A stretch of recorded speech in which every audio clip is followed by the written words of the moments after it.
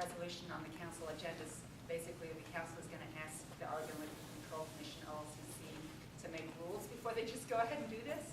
It seems like that would be a wise thing.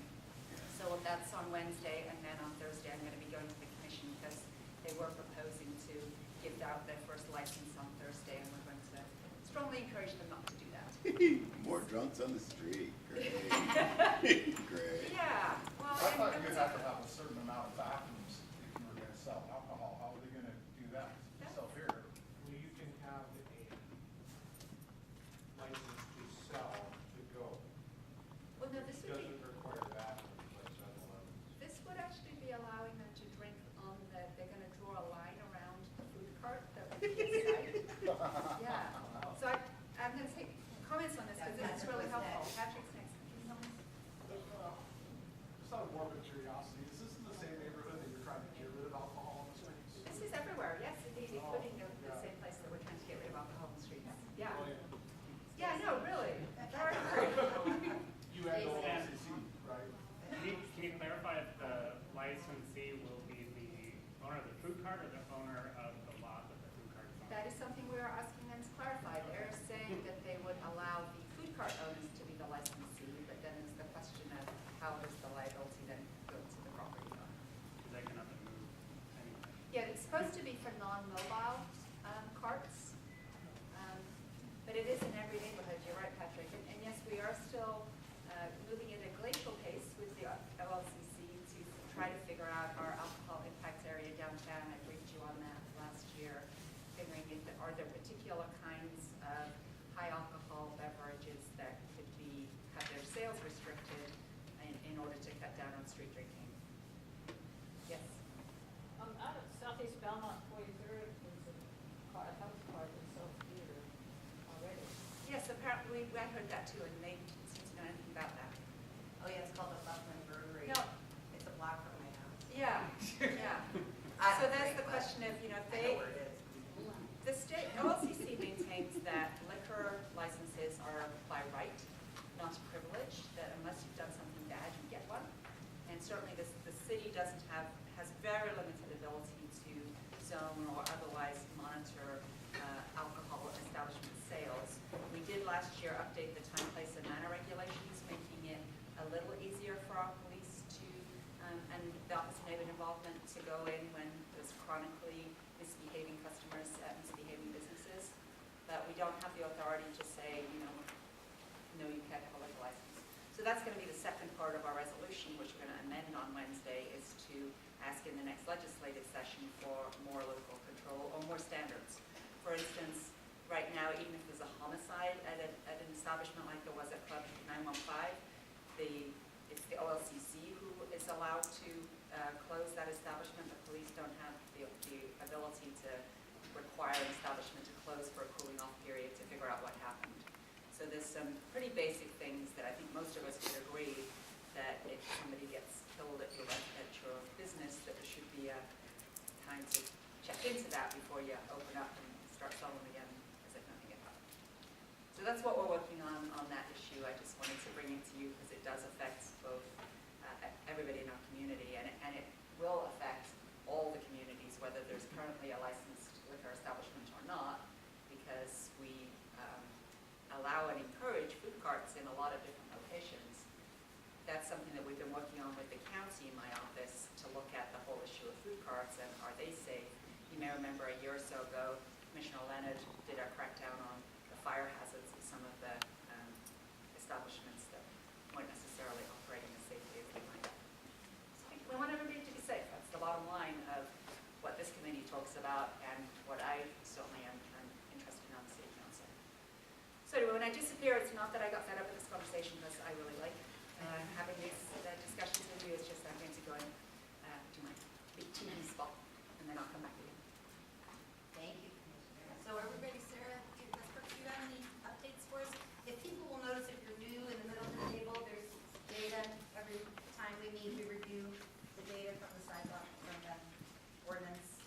So my big update is just to, I can read you what it says here, which is,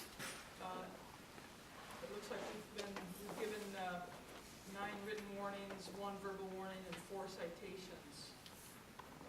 to the sidewalk use ordinance. And for as much as I look at this, what are the, you know, Sarah, what the date range is for that? January. Okay. For the month of January. And most of them were at 6 and Morrison. And most of them were issued by our non-employee. So people have questions? Once again, I see that they're doing their Hollywood stuff, which is no tickets before 11 a.m. for the mounted patrol. And also, the plain fact that there's, you know, I've seen the people that gather there, we've told them to do it out on the street portion and everything else. And I see them, I've witnessed a couple of times of them hassling people that were there legally. They just didn't maybe like what they looked like or whatever. And, you know, that's the kind of thing that makes the homeless here in Portland less responsive to the police because they get hassled for nothing other than being poor and not looking like they should be in front of this person's business. And those, you know, that's the one thing about the sidewalk ordinance. It's not being enforced equally by the police, okay? They're taking protesters, tents and stuff like that, but yet they're allowing tents and for people to set up small cities outside their bars and taverns and stuff all over the city. And yet they're still outside, although I told the entire city a month ago that they needed to enforce that or tell these people they need to get licenses for those. Now, it would be an additional source of revenue for the city, you know, to charge these guys for each one of those awnings outside. And all you have to do is if a police officer sees one, is to stop and tell them they have to have a permit for it or they can't put it outside. That's For an awning? for the portable ones, you know, the pop-ups. You see them in front of every bar in downtown Portland. And they're not enforcing the same sidewalk ordinance that they would against us if we were to set up, say, a ha-ha or an occupied tent. They take that immediately. But they have not going in and taking these other people's, and you've got people that are blocking the sidewalk with their tables and stuff. I mean, this thing needs to be enforced equally. And it's not being enforced equally, it hasn't been enforced equally since it started. So, you know, I think you need to get together with your officers and tell them, look, go around and ask these businesses if they have a permit for the barricade that they have out front or a permit for their awning, and tell them that they can go down and apply for a permit the same as I can. That's the biggest hassle I've got, is seeing it unequally enforced just because of somebody's social economic situation or how they look at it. We are going to get, in a minute, Stacy's going to get into the A-boards and structures, which is enforced by a different group. What I want to go back to what you said at the beginning about the officers talking to people, asking them to move if they are actually in the place where they're supposed to be. Have you been able to call in or document any of those kind of instances? Well, I went up and asked the police officer what was going on as a witness, and I basically got told to either stand back or they were going to arrest me. All I had was threats put at me. So it would be really helpful for us if you would call Sarah when something like that happens with the information about what you saw that you thought was legal. Okay, well, I'll start filming it and documenting it that way. I've filmed and Yeah. documented things before for the police, and they've never done anything about it. Well, I'd like to follow up on those. So, Okay. yeah, thank you. Patrick? Just looking at this month's, I don't have access to the last ones because I didn't bring up more. We had 9 written warnings, 8 people with no addresses, and 7 people 18 to 29. I'm wondering if we could have some sort of look in our past and see what percentage of people 18 to 29 have no address and are receiving a written warning. So look at what's happened, build some graphing in terms of what has happened over time. Right, so we can do that. Well, can you just stand up and tell everybody? That would be really, really difficult to do Because because I would have to go back and look at each individual warning for the last 2.5 years to be able to do that. How about if we have just the monthly totals like this, accepting like a yearly total? You know, just I've total done that everything up? before. Yeah, we can get that, Maybe next meeting, we can have the yearly total from last year to see where the problem, so we can see problems from year to year. and I think we had that information, so we'll make sure it's posted on the What Happens page of my website, we can do that, right? Mhm. Yeah, so then we can go look at it. Patrick and then Regina, did I see your hand? I'm not, you're not Regina, I'm sorry. No, I was just gonna mention, I mean, most of us have this raw data that's sent out to us once a month, we get compiled ourselves. Yeah. Patrick? Okay, so we could get a copy of like the last year's raw data? Well, I've already done that before, so I guess it's just a matter of sending it out. Okay. And also I was wondering, before when we were here last year or at some point, maybe the year before, we were told that we couldn't get the actual copies of the citations unless we sent a request, like a FOIA, we've got the federal government called it a FOIA, but is that still true? We can't do that unless we send a request? Right, all those copies are either in our records division or they're with the courts. Okay, because and I understand this is very different because this time we have no authority to call out things like that. But the last time we were here with the sidewalk obstruction ordinance, we actually had access to those things and it made it a little bit easier for like somebody like me or Jason or whoever to actually go through it ourselves and check those. So we can send you, Patrick, and if there's if others who'd like to form a small group to analyze the data over the past couple of years, 18 months, we'll be happy to do that. There's some privacy issues that I think when this group is open to everybody, and so we wanted to make sure that there was confidentiality for the folks who got a warning but didn't get as far as getting a citation, which then makes it public record. So I want us to be sensitive to that, yeah. I assumed that the written warnings were things that, even verbal warnings you guys track, don't you? It tracks, but when we give you the information, we give you the demographics and we don't give you the name of the actual address. And I understand that, but what I'm asking is like the one verbal warning, there's a piece of paperwork that has that person's name on it. And I assume it's like everybody else that, like the last law where the verbal warnings even though it's actually written I don't think piece so. of paperwork. Yes, it is. There is yes, everything is documented Okay. and The verbal everything warning that, stuff is too? yeah. Because otherwise it wouldn't And have just something to check it. box and verbal warning. And everything that is on the warnings are on here, which is exactly why I do these, so that it's pretty much all the information that is on the warning itself. You're seeing everything that you can see besides the person's name. I'm not leaving anything out. I understand that. And I'm not going to challenge you. I think you do great work, but I'm just saying that it can be different. Does anyone want to volunteer to work on compiling the data and work with the data? Patrick, would you be willing to take the lead on that? Well, I am putting you on the spot. I was gonna say I'm not putting you on the spot, but You're putting that. sorry. Yeah. Okay, if anyone would like to do that, would you be willing to No, do I that? got most of it on my computer, but whatever, I don't have it. What am I?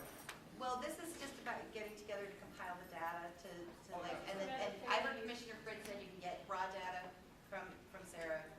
And, so maybe you guys No, could. I can't give out the citations, I can't give those out. I mean, we have the Right. stuff that's been emailed to us here. How much does the request for information cost per page from the city?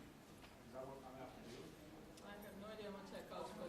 Because the commissioner had to step out, can we put this on a follow-up? Patrick, that's what I was trying to say about these little boxes here, is so that you don't have to get a public information request. Everything that is on the warnings are on here. Well, for instance, you have the age listed and they aren't listed in the little boxes, so I would assume that that's Because false. these boxes is what this group requested, this is the information that this group Sarah, requested. Sarah, I understand what you're saying, and I wasn't having a problem until you just told me that, because it's obviously not true. So, I'm just doing I what think you guys you're doing a asked. great job, and I'm not meaning to challenge you on this, but if you told me everything that they have listed is on this, it's wrong, because the very. Okay, sorry, page I before lied, that. the age is not listed. Thank you. So, what I'm asking for is the raw data, and I'm asking if you guys can't give it to me, do I have to fill out a request for information? I'm fine with that. Thank you. Okay, so it sounds like, could we, because Commissioner Fritz had to step out of the room,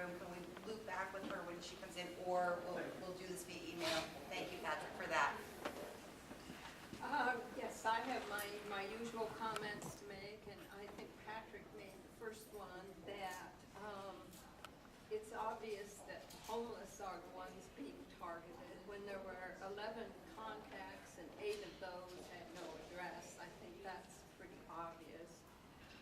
I remain concerned about the intimidating use of the mounted patrol dealing with people who are wherever on the sidewalk or the street. I think it's intimidating and could be dangerous.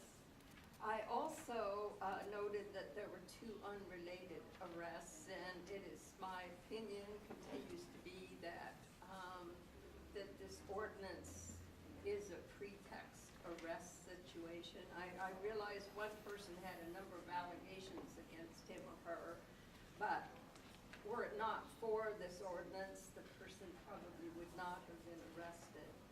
I had a couple of questions too. I noticed there were 2 citations for trespassing, and I wonder if there's any further information regarding what that was all about. I can provide that. The people were both, they had set up basically they'd set up their belongings on both private property and on the sidewalk. So it was a combination of both locations. Thank you. Okay, any other questions concerning that? Well, and actually, I know it's not fully sidewalk management ordinance, but it definitely is related. Considering the concern that you just brought up, Regina, it's something that we're definitely feeling concerned about in our little tiny pocket of Old Town, because we keep hearing reports of people who are being threatened with arrest for sleeping in doorways and under awnings. And then we actually heard that there were, and I know, yeah, I'm sure it's trespass, absolutely. You can technically arrest someone, I guess. I don't know, you break the law, you get arrested. But it definitely doesn't seem very humane, and it doesn't seem within the spirit of this law, and it seems pretty extreme for like budget cut time.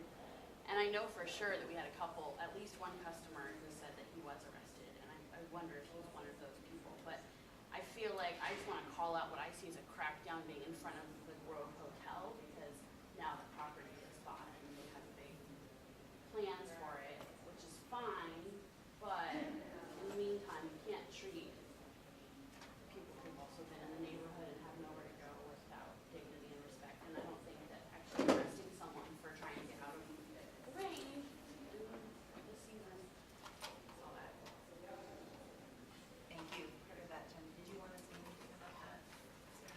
Well, I mean, just in general, we're in a situation as police officers trying to figure out, we have a significant portion of the community demanding that we do enforce the laws, and that's not a minor technicality, it's actually somebody's property, and they don't want somebody to be there, then we arrest them. And that's the right of that property owner. And, we care a great deal about the people in the city, including all the folks who are experiencing homelessness, and it's very difficult to try to meet the needs of the people and the needs of the people experiencing homelessness, the needs of people who own the property. It's not a clear-cut situation for us. I saw Patrick had his hand up. Yeah, I just wanted to comment that when they arrest you, they don't even take you to jail. So it's a catch and release that you don't even get the peanut butter and jelly sandwich. Or bologna. I prefer the peanut butter and jelly. But the thing is they arrest you for being there and give you and so I mean, yeah, 6 months from now you get the failure to appear and you go to jail for that. There's been plenty of times when I would have been happy for them to arrest me that night because it was so freaking cold outside. But yeah, they don't even arrest you that night. So. Well, just to say, I mean, the people who are concerned aren't here right now, but I know when they showed up at Sisters, they were concerned and they felt threatened and intimidated. And there were women and sleeping outside, and it was male officers approaching them in what they considered a violent and threatening manner when they had nowhere to go. Oh, So, yeah, I totally get that. If these businesses want to keep the homeless from sleeping in their doorways so badly, they should put up a sign that says you will be arrested if you sleep here, or a gate. You know, you don't see a lot of the warnings, and the Grove Hotel, I mean, there's somebody sleeping in just about every doorway in downtown when I've been out late at night. And, till we have the housing for them, I think that trying to recriminalize homelessness after we worked so hard to uncriminalize it in the sixties and the seventies, I think is a ludicrous, especially for the city of Portland. We're not mean, and mean people suck. Thank you. You had, and I'm sorry, I don't remember your name, sir. You had something? Yeah, my name is Aubrey Hills with Right to Survive, supporter of Right to Dream Safety. Okay. Now these numbers on here are equal to 1, or do they mean 10, do they mean 100? One to one. Okay, well, I'm counting 92, so there was only 92 on here. The other raw data that's not on here is, Wait, I'm sorry, the you're counting younger 92 kids. what? 92 There's people? only 92 citations on this, on everything that you gave me, on all the different citations. There's no It's youth, all- there's no youth, there's, It's all the same, there were 9, They're just different ways. one Yeah. verbal warning, 9 written warnings, and 4 citations. but that information's not on here for even, what's it called? It's for, It's- that's the total. But here's the thing, there's not that information on here for, no youth, no numbers on there of all the warnings it's given. Well, there's an age, that if you look on the report, here you get my copy, there's, on the very first page, it says there's 1 verbal warning, 9 written warnings, and 4 citations issued to 11 individuals. Okay, and then they point out that there were more citations than people because 3 people received multiple citations. And then 3 unrelated citations and 2 unrelated arrests. And then the age and everything, in the first part, it's all, from each of them, it's all put together to say how many of each one of these groups. And then when you get to this part, it takes each warning or citation and shows the location, the weather, the race, the age. Is the age on there? I'm sorry, no. Age distribution is on there. Okay, right, I meant on this part. So do you see what I mean? So that's how it works. So there weren't 92. So it's kind of taken apart in a couple ways. Was there something else you wanted to say about that? Okay, thanks. And if you want to talk any more about how that all works and looks afterwards, be happy to do that. Any other things that you would like to discuss about the stats with Sarah before we move on to reports? Yeah. That's about the one that was issued on 19th Savior, that would be outside of the zone. That's correct. I was gonna say the same thing. He was Which arrested number for is that one? not obeying a police officer's, It's number 3. right. That person was arrested for not obeying an officer's orders. Is it possible to go and correct the written one? And the written warning, I mean, that would be up to the police department. Obviously, they issued a written warning. I don't know why. It was outside the zone. It was a proper arrest They weren't made for the other charge, so it's up to you if you want to pull that warning out of your database. Every now and then we get one of those that's out of the zone. It's not that unusual to have one What or are they two. doing that far north anyway? With Patrick and then Shannon, it's like, yeah. Just, I'm not a cop, so I don't understand cop thought. But if somebody gives you a written warning and you say you can't do that because we're outside of the area where it affects you, and the officer says, you're interfering with a police officer, I'm gonna give you a ticket for this.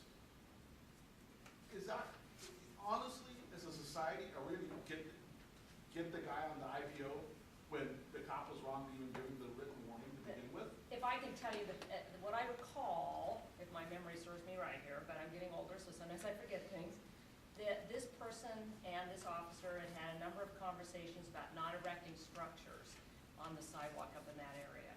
And that the person continued to erect the structures, so finally the officer arrested him on that. Which is a That's my separate memory. violation. It's a separate incident. On top of it, the officer didn't realize, I guess he didn't understand the sidewalk, Well, ordinance. that's obvious, yeah. Wrote out a written warning, but So, does he understand the structure law? yes, at that point? I'm sure he Well, did. He didn't understand one, so, and then cited for trespassing, okay, sidewalk's the sidewalk, but if it's trespassing because you got a tag on somebody's property or whatever, that's fine, but if you're gonna give the guy a citation for being on a sidewalk, I'm not sure exactly how that can be trespassing, because it's my property. They had been, two people, they had been living in that doorway, and the owner of that doorway was complaining about them. So why is it on this list for public sidewalks? The officers decided to add that as well. They probably didn't need to do that, but So they did. there's another officer that doesn't understand this law, and probably doesn't understand the other law as well. Thanks, That's a Patrick. conclusion you can make. Thank you. And, Shannon, do you have something for you next? Well, I just wanted to throw out there that it doesn't seem, in my experience, outside of the norm to think that somebody would, if they're having ongoing problems in an issue outside of the sidewalk management ordinance purview area, that they wouldn't just write something that looked intimidating. And I want to call that out. I feel like that's something that I've seen happen. People make open threats and they don't necessarily ring true or have any weight behind them, but an officer with a uniform and a gun and like even just a piece of paper can look really intimidating to people. So it's tricky and it's gross as far as I'm concerned, but it's a real reality for folks. Thank you, thanks. Do we have anything else specifically around? Just one comment about the horse issue. Just this weekend, I was watching some live stream Occupy protest stuff, and down at Pioneer Square, there was some horse police that came along, and somebody was sitting on the sidewalk or part of the square. It caused a whole bunch of uproar because these police apparently went up and around the person with the 3 horses, and the talk on the live stream and the hoopla that started to get going was, why do the horses have that person trapped over on the sidewalk? And people were trying to engage and trying to figure out what was going on, and there was a lot of public uproar kind of happening, and Twitter and Facebook was all going crazy with police and it turns out it was just a person sitting on the sidewalk, but the way the horses were all corralled up around them, and they're sitting way down here with these big things, it just painted a bad picture, and it got me involved. Like, I want pictures, give me information, I'm going to a sidewalk meeting. They sent me a crappy picture, but it was a big issue, and a lot of people were all engaged around that on why are all those horses surrounding that person that's sitting on the sidewalk? And I just want to bring that up. Yeah, my name is Stephanie. I'm actually a Portland State student and I'm an avid maps writer. And I was just going to say I really appreciate the gun control because it does give me a sense of security. Because there's not, I mean, clean and safe are around, but they're not everywhere. So just having that enforced is comforting for me because I don't carry any weapons, any knives or guns on me. So a little vulnerable young woman out in the city. So I appreciate it. Most people around you aren't carrying knives and guns either. Yeah, they are. Okay, Slade. I'd just like to make one further comment on that. I've been in situations where I did go out to witness that and was threatened with arrest because of that. So, officers are making, and if you don't obey the officer, I mean, I'm telling them, hey, look, I'm gonna shoot this, I'm 10 feet away, don't bother me. And they intimidate me and try to threaten me, and as everybody that knows me well, I don't intimidate. Sarah, do you And I have take thoughts that, no, and I take that is just because I know some 140-pound woman that got told the same thing might be severely intimidated. The fact that we're trying to get this out, and the fact that officers are threatening us with arrest for trying to get it out, I think this whole, you have to obey a cop no matter what they say is a bunch of malarkey, because if I disobey him, shooting something and I get arrested for that, I mean, all that's gonna do is cost the city money. So we need to figure out some way for the police to be less intimidating to the homeless and to the lower income people, and let the businesses do at the same time. If we all work together on this instead of just everybody being confrontational, it's not gonna work. But if we don't learn how to work together, it's gonna get nothing but worse. And if it gets any worse than it is right now, you're gonna have open insurrection on the streets. Thanks for those comments. Did you want to comment at all about, because obviously there are people who are concerned and want to be documenting and. Well, everybody has a right to document, and you can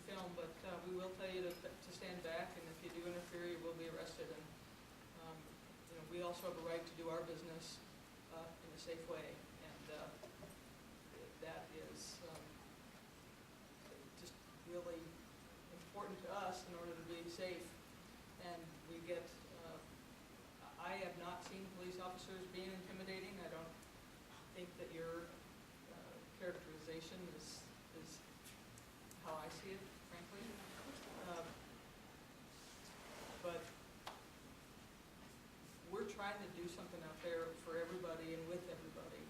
And wait, I don't know what has changed,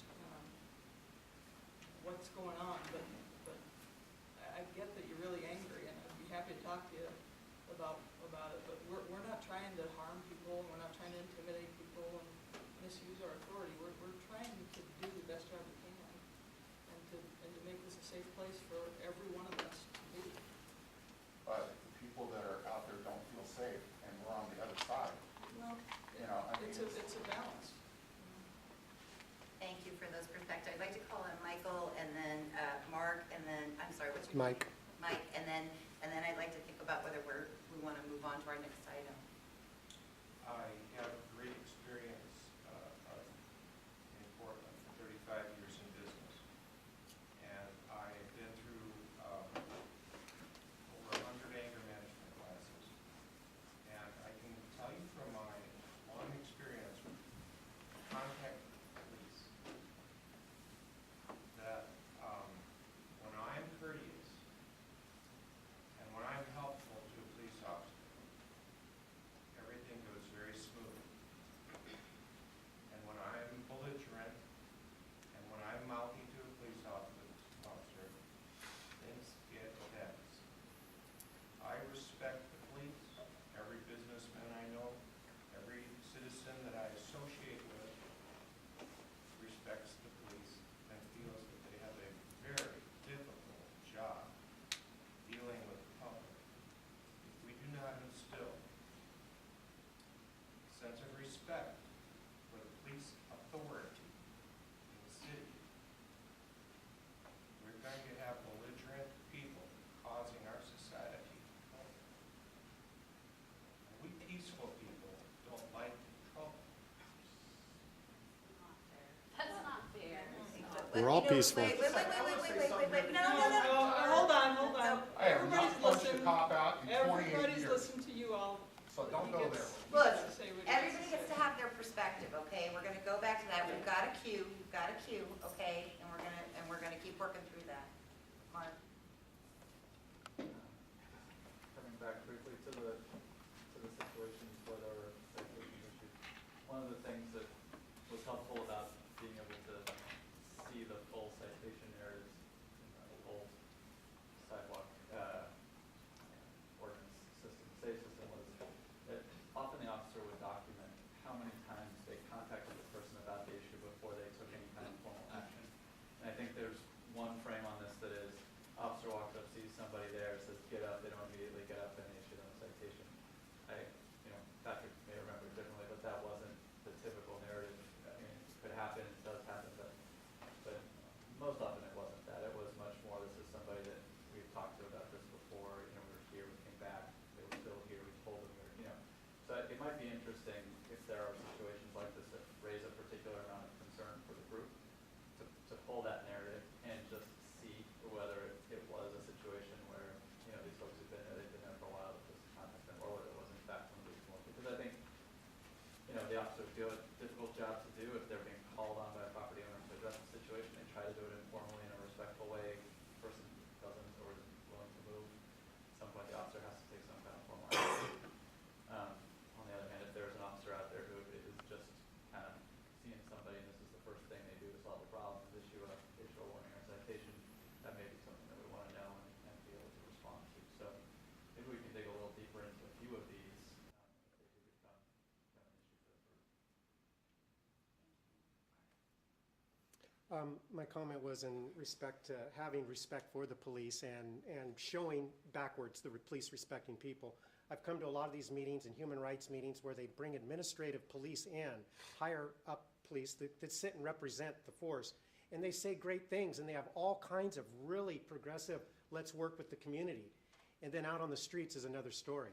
And then out there, especially, I know we're talking about homeless and sidewalk, but this whole Occupy movement where the police were using force, all those people, I watched years worth of police relationship just go down, totally go away, because out on the streets it's force, and I've come up with a camera and say, hey, what's going on? And I get cops right up in my face, I'll tell you what's going on, and it just ruins everything from these nice meetings where administratives come in and say, we're trying to get along with the community. Out on the street, there needs to be accountability by these officers. There doesn't seem to be much at all. They can be as rude, tough, intimidating as they want to be. And there's nobody.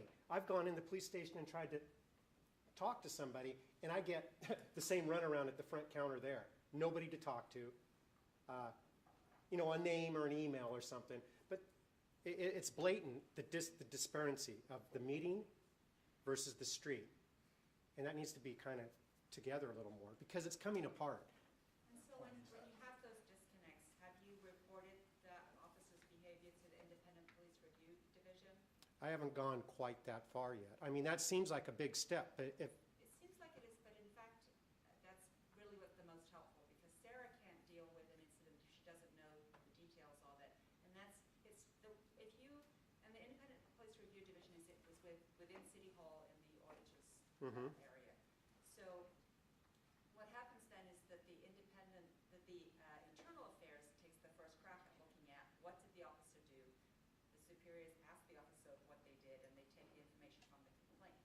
And then if that often resolves or results in some kind of discipline or training or, you actually have to file a complaint, though, probably to get that. You couldn't just go talk to somebody and say, hey, this guy's really, you got to, it seems like we're saying you got to make that complaint. You do. I mean, and that's what I'm asking you to do. Okay. Because that's where the accountability comes in, because then we get to look into the details of what happened. And he said, she said, there's always more than one side to any story. And so we try to get as many different perspectives as we can in that investigation.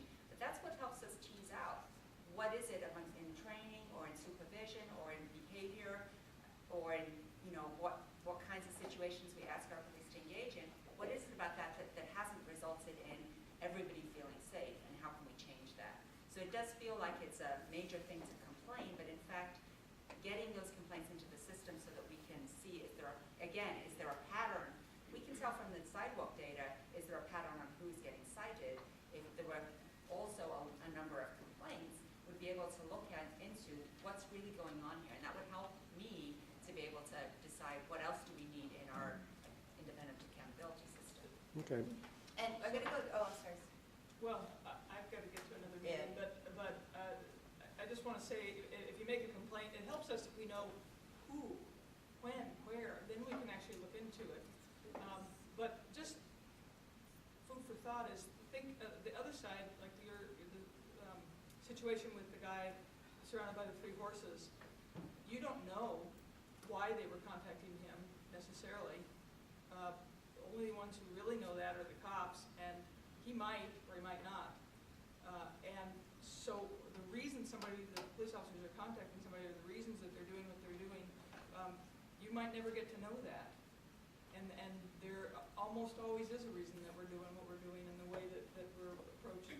And there is something too, if you walk up to anybody, not just the police officer, but if I walk up to you and then I'm angry and I'm then that's what you get in return. And so I think if we're reading the situation like somebody's approaching us with the assumption that we're doing something wrong, it's easy for the person to get their hackles up and feel defensive. So that's just human nature.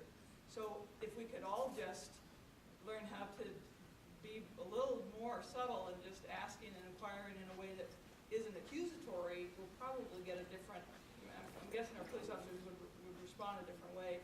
When we get someone running up to us or coming up with really sending the message that we're doing something wrong and they're going to check on us and they're going to intervene and they're going to hold us accountable, then that becomes someone that is a possible threat to us too.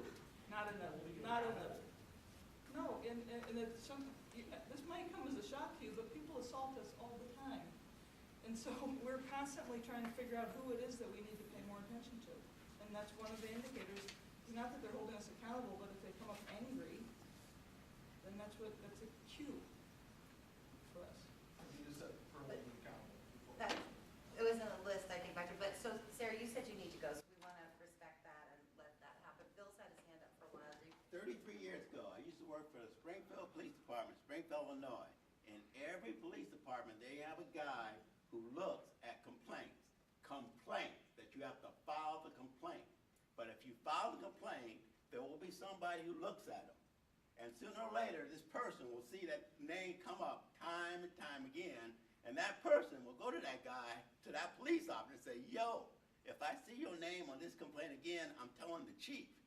And if that guy tells the chief that this guy is a problem, chances are that police officer will be gone. It may take longer now than what it used to, but every police department's got one.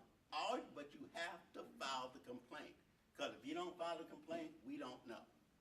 I want to get you back. And second thing, the police officers have weapons. If they lose that weapon, they lose their job, plus there's another weapon on the street. That's why police officers get upset when you approach them. So don't approach them. Thank you.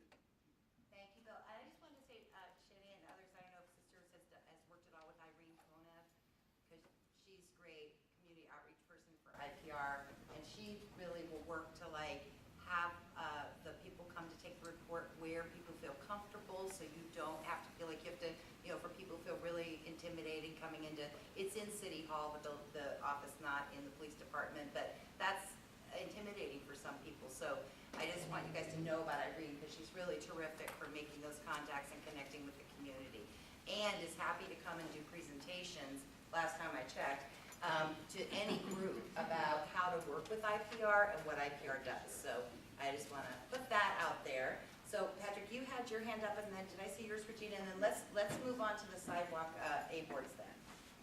Yeah, first of all, I want to comment on that. I think it's really nice that they do that, because I used to have a job where my job was to find people that had these problems, or at least empower the next person that did have this problem.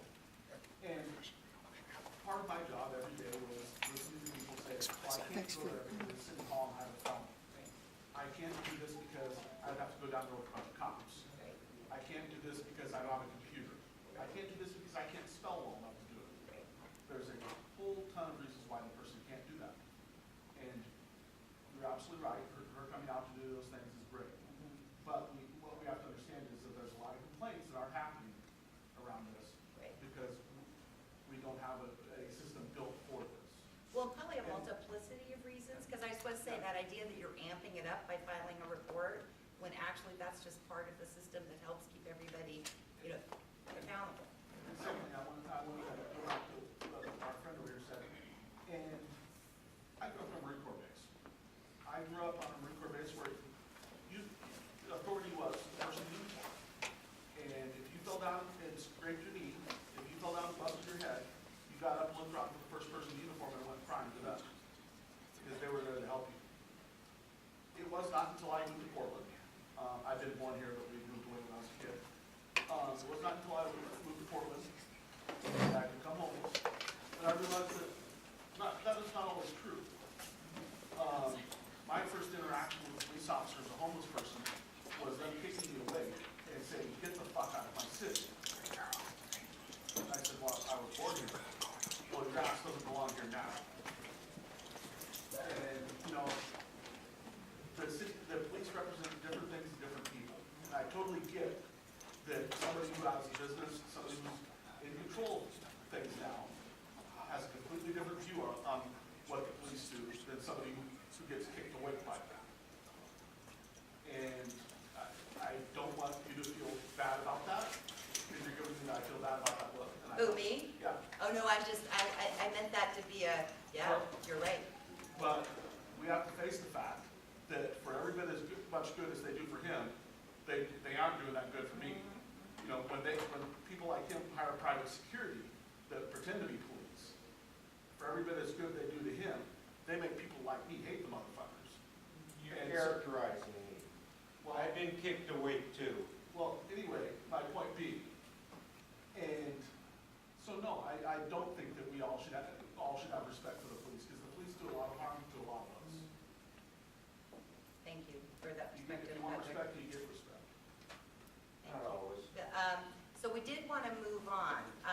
Regina, you were gonna have the last word on this piece.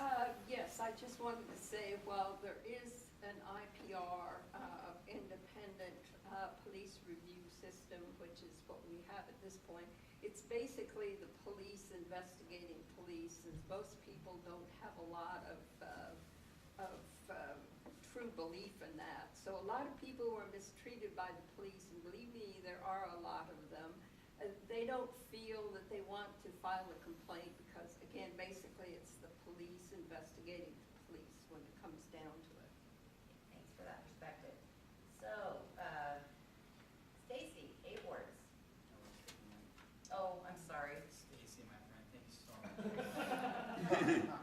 I really don't have any big pressing updates for this group. I think most of the general complaints and concerns I get have really been taking place in this discussion here. So I'll just open up for any questions people have about the crime prevention program or anything I need to be focusing on here in the next month.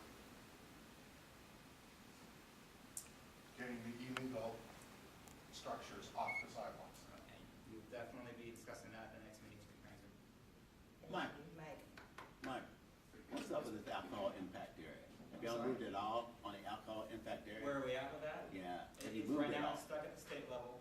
They still have yet to give us a date other than at some point in spring, it'll be in front of their commission and they'll vote on whatever's in front of them. And they haven't told us what exactly will be in front of them, whether it will be ultimately the city's set of regulations or what the staff proposed. So there's no update since the last time I ever. It's been at the state for like 6 months now, hasn't it? Longer than that, so I have more up to date. I'm more up to date than 3 hours ago. Beats me, but Yeah, so, and that's actually correct, except there's now a third option, which they're running past the Attorney General to see if that might work as well. So we asked, what could we do to move this along a little, and got kind of blank stares. So they are hoping, like I am, that we would have this done by the end of the year. Oh, much sooner than that, Commissioner. But, well, we will certainly know that it's been fully vetted before, when it actually, something comes to be. And whenever something looks like it might be coming to be and there might be a hearing or something, we will certainly alert everybody so that all different perspectives can be aired at that time. I can add a little clarity to this. I was in one of the stakeholders' meetings and then followed up with the one that I missed. And the real issue is around how can they legally target the products that are the issue without harming the products that aren't the issue. So that's the big question right now, and what they're running by the AG's office is one approach to that, because what was originally put forward, there were some legal concerns with, and other proposals have had concerns about how if you do a list of, that's by name of the product, and the product names just change, how do you keep up with that? And so that's what they're waiting for the Attorney General's opinion on, is how to legally handle that issue without causing harm to the products in the stores that aren't part of the problem. Thank you. So now the awards, I believe. Patrick's got his hand up. Oh, sorry, Patrick, that's something, right? Yeah, I was thinking about this actually last night, because I was excited because I was going to come here, get you all amended. Part of the process. Yeah, and it occurred to me that we're handling this whole thing with the stuff on the sidewalk wrong. That what we need to do is approach everything on the sidewalk as if it was a homeless person, and then be able to say, that homeless person is blocking this much sidewalk, we need to pull that off of there. I don't know. Well, like, let's say the red ropes out in front of the club just north of Right to Survive or whatever. They have a set of red ropes from like 5 o'clock in the afternoon, 4 o'clock in the afternoon, stay up there and block 3/4 of the sidewalk. And about, long as my hand, I mean, it's a big square. To block off that section of the sidewalk in front of the door. If we say, okay, that's a homeless person blocking that spot, the police can arrest those homeless folks or give them a ticket. So I think that would be the best advantage to everybody. Oh, so, yeah, so that we'll get into, Stacy's gonna talk about the different bureaus doing enforcement. We could maybe discuss that as part of the budget process, you know, if you give the police more to do, then you shift the resources from development services to police and covered over trees, it's really difficult to do. But that's it, I know what you're saying, I think that, Well, I don't know if as we're doing anything differently, we just assume they're all homeless people. do you want to talk about A-boards? I can just, I was asked to give an update just on what violations and complaints that have come in on A-board signs. And I got citywide data, but obviously I broke it out for, and I sent it to Sarah so she can send it to the group if you want the numbers that I'm about to tell you. I went back through last September, so in September 2011, there were 7 violations citywide. 2 of those were in our downtown area that we've been talking about. In October, there were 5 citations citywide. 0 were in the downtown area. In November, there was just 1 violation cited, and that was in downtown. December, there were 6. None of them were in downtown. And this last month, January of 2012, there were 3 citations. 2 of them were downtown. Just looking at the list, they include cafes, barbershops, restaurants, tire shops, Starbucks, Papa Murphy's, record stores, Subway, jewelry repair, and food carts. So it kind of runs the gamut of folks that either were not permitted or they had their signs in the, blocking traffic in the, in the wrong way. Somebody called 823 code, which is the number that anyone can call for code violations, 823 code. And I believe that would be for anything blocking the sidewalk. If somebody sees a club doing that, you can call in on that, or even though it's the transportation department that issues the permits for, say, sidewalk cafes, you should be able to call 823 code and say that's been a violation. So that they can at least log it. So. Thank you. And remember, we talked about, I really appreciate your help with calling those in. That maybe is a little less, make you less vulnerable than issuing a complaint against the police, certainly complaining against inanimate objects. We'd like your help on that, because we don't have enough inspectors going around doing that, despite the assistance from the Business Alliance. So if you see a sidewalk cafe or anything that's obstructing that you think needs to not, you either call 823 code, or I just remember 823 4000, and those folks will put you in touch with whichever department you need to be. Thank you, Stacy. Thanks, Commissioner. Other things for Stacy around the A-boards? And I don't know about the pop-ups. I haven't heard about that, but I'll ask you. Well, it's not just the pop-ups, they all have, like he said, the red rope. I mean, I know the place he's talking about, because I went up about 3 weeks ago before my back was on, and told the people, and took pictures of it, I have on my phone here, and told them that they did this. I spent 3 weeks ago, I spent an entire Friday and Saturday, two nights, going around asking people if they had the permits for it, informing them of the permit process, and telling them what they got is illegal, and they need to take it down. Okay, now I'm gonna go back this Friday, because I have seen some of them, like the barrel room, they put theirs inside, and they don't use the fencing outside anymore or anything else. A lot of these places don't do it, but the place kitty corner to that, the Dixie Tavern, I basically got an FU, and I'm gonna kick your butt if you don't get out of my face, from a big bouncer with a big beard. So in that case, would you please call the code enforcement folks, because then they. Well, no, I've called the code enforcement, I've called the police. I mean, one time I had a sergeant and 2 police officers there, because there was that much room for you to get past that place. It wasn't even, it was 27 inches. And me, with my device, and especially if I have my dog with me who's right next to me, I need the entire sidewalk. I can't take 26 inches. And it's not just me, it's everybody else in a wheelchair, or with a walker, or on a cane with a service animal.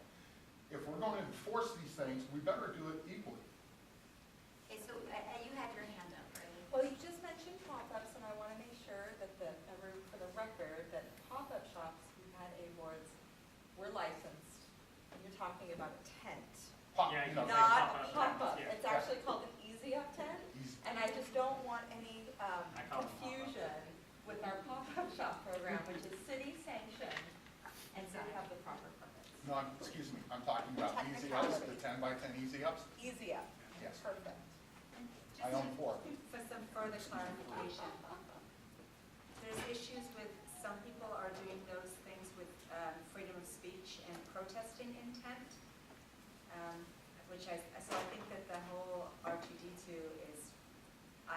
very interesting and helpful in stimulating that debate as to what's a protest and what's a basic human right. But the mayor is working very diligently to protect people's freedom of speech rights while also maintaining public safety and the things that create a livable downtown for everybody. So it's challenging, and I don't think there's any black and white answers. It's a day by day, case by case, what's safe, what's not, what's freedom, what's expression, what's not. So you may have seen folks out in front of City Hall and on the sidewalks in front of City Hall. I know that Wade was working on that too. So that how can people have their freedom to speak and to protest protected while at the same time other people get to do their jobs and such things? Thank you. Commissioner, before you sit down, I think we could segue right into hearing about the forum on issues affecting women living outside. Yeah, I Okay was with in a that? situation a week or so ago, I'll go Shannon back. was there, where a candidate for city council, not myself, made an unfortunate comment that there's no difference for people living outside if you're male or female, which I think every woman in the audience made a collective gasp at that point. And so but it's something that I have been thinking about and troubled by and interested in and working on for the 3 years that I've been on council. And that is, there clearly are some particular needs for women who have to live outside. And what are they? How are we addressing them? I think it's something that everybody in this room is concerned about. So I'm going to organize a forum with Commissioner Fish and panelists, some women who lived outside or still do, some of the service providers, to get some more information out. That's the main goal of this forum, is to help people understand what are those challenges, how are people dealing with them, what are we doing, what could we do next. So what I'm thinking of is a forum probably sometime in April at the First Unitarian Church, where we'll have a panel of speakers from various walks of life and experience, and then we'll break into groups with those panelists joining the groups to have a discussion about what's working, what's not working, what could we do better with existing resources to address those particular needs. So if anybody's interested in working on planning that, if you could let Sarah know, that I'd really appreciate some input on what time of day is the best time, so that people who live outside would be convenient for them, and for you. Any other kind of suggestions you have, given that basic concept? Yes. I think that it's a very underserved community, and I applaud your work on this. I think it's something that anybody who's been around homelessness can tell you, that there are services that, it's not nearly enough for anybody. Right. And especially amongst women and children. Right. And I will add that families, including mothers, is the largest growing segment of the homeless population. That means that women as a group are growing amongst homelessness. Right. And we'll get somebody from the county to come and speak as well. With our wacky system, single adults are the city's responsibility, families and mothers with children are supposed to be counties, but we found over the recession that we need to collaborate and work together much better than we had in the past. And so that's the essential concept. I really appreciate anybody's input, participation, everybody joining, because as you say, Patrick, I think anybody, male or female, is vulnerable, and there's some challenges, and let's get together with that focus to talk about what we're doing and what we can do better. Do you have a date? No, yeah, it's a fledgling idea, but, The notifications will be sent out when the date is. yeah, absolutely. As soon as we know, we'll get it on everybody's calendar, we'll send it to the whole committee. And as I say, anybody who has suggestions for people who would be good to be on the panel, or we should particularly invite, please let me know. Thank you. Shani, I wanted to loop back and see if there was something you wanted to say about the earlier discussion. I didn't mean to cut off if you weren't ready. Well, I just kind of wanted, it's an ongoing concern, but I appreciate the report back. I also feel like when, I can't remember his name, Richard, Patrick Harris, something. Which Eisenhower? Yes. Oh, Rich Eisenhower. Doogie Howser. No, Rich Eisenhower. See, there was a connection in my brain, I knew it. Oh, Lord. He's all right. Okay, so when he's here though, he freely admits that his department can't take this stuff up. They're too far behind. This is for months and months and months and months. never wavered on that. He always like kind of does this and goes, I'm really sorry, I just can't do my job. And the thing is, and that's not an insult. I mean, I say the same thing to Monica at work. Like, Monica, I can't do it. I'm not trying to like get down, but this is the reality of the situation that we live in. We know that over the next couple months it's going to be worse. We know that budgets are going to be slashed. Some people are really afraid because it means their jobs or it means their survival. Like, and so there are really serious decisions coming up, and I know that, I hope everybody feels that in the room, I'm sure they do. But the thing is like, if we have this, like a service that, based on the budgets that already were, they can't enforce that, like they didn't ever have those resources, they weren't able to do the job already, and then there's gonna be like further budget cuts, it just like shines this extra light on this law in particular, and you say, well, maybe we need to take money from this one department, give it to the police. I promise you people outside are not gonna say, yes, give more money to the police.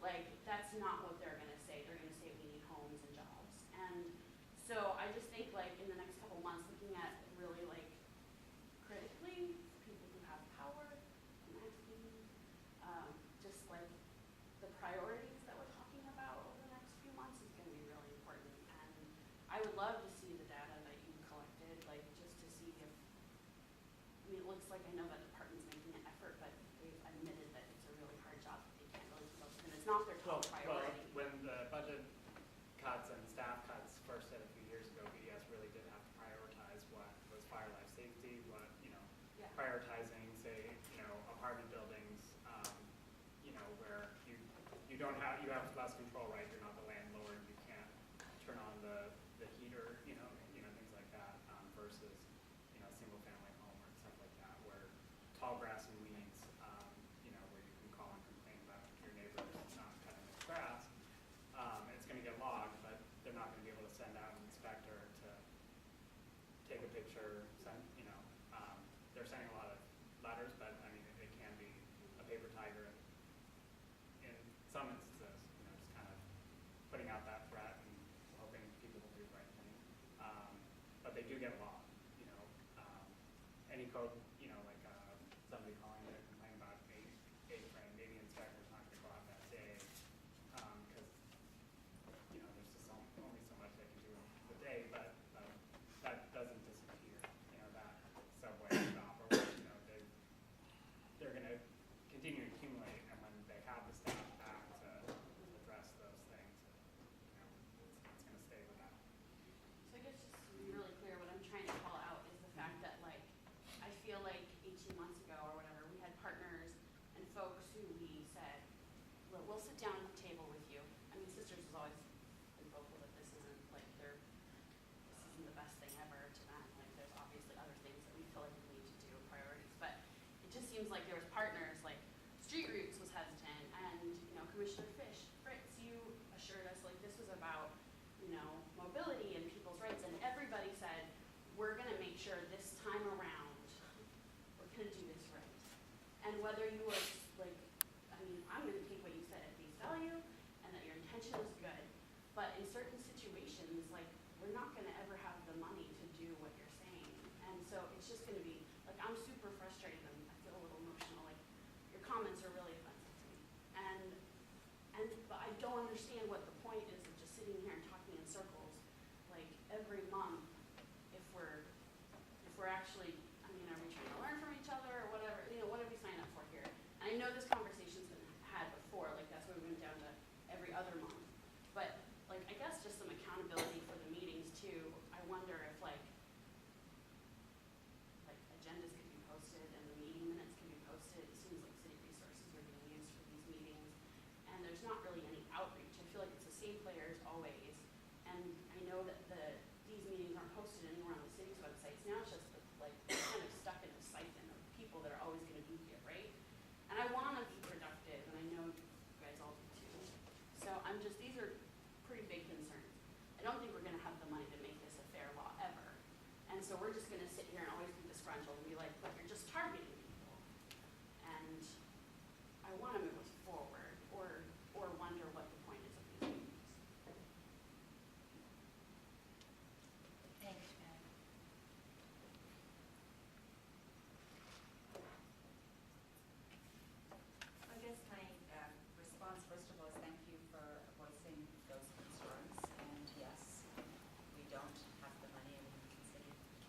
have less money than we had in 2009. Part of what we can do is you can participate in advocating in the budget process. This year it's going to be where do we cut more and where do we not cut more. Let me be really clear, I was not suggesting we take money from development services or transportation and give it to the police. That was just an observation that in our current city budget process, we don't move money between bureaus. We don't prioritize this as the most important. We either cut more or give more to each bureau, but we don't ever attack the base. It's based on historical precedent. Go up or down from your previous year. I think that there is an opportunity as the budget eventually will improve. And some of the signs are that the budget is going to improve next year.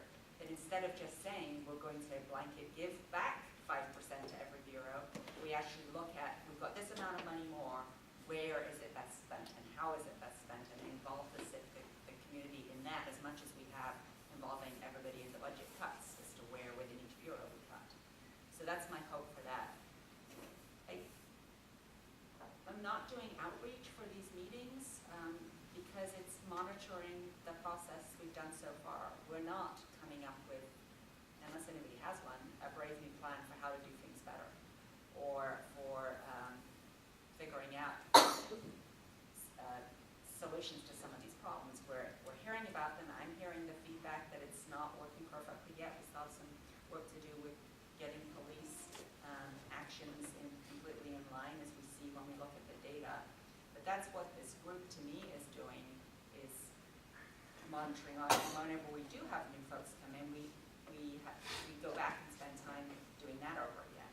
So in terms of what's the usefulness of this group, I still think it's helpful that the individuals who have chosen to show up today are here voicing your heartfelt opinions and listening to each other. As hard as that is, and as much as we may disagree with each other, we are listening to each other, and we're physically in the same space, acknowledging that we're in a world of hurt and we don't have perfect solutions. I know that that's not the outcome that any of us want. I was, when we first set this up, hoping that we would be, getting more loop done, and then getting more airports done, and then getting more sidewalk, cafes done. And I think that that's certainly part of what we're doing this year is helping my colleagues on the council and the rest of the community connect the dots. For this is one of the reasons that we do ask our transportation inspectors to look at the airport signs, partly because of the equity issue, but also because they are obstructing sidewalks. And that's what this sidewalk management law is about keeping free movement of the sidewalks. And that's a place where each one of you can help us by not only calling it in, but then calling it in again if the inspector's been out, and as we heard from Rich, has given a ticket or given a warning and said, I'm coming back in a month, but hasn't been able to do that. That's part of what you can do. So I don't have I guess those are just my comments as to what I get out of these meetings, as to whether you choose to keep coming or not, and whether, again, we look at, do we want to continue having them. When we had the discussion before Christmas, pretty much everybody said go to bi-monthly, and there's value just in meeting. A lot of times I get really impatient with processes that there's meetings just for the sake of meeting.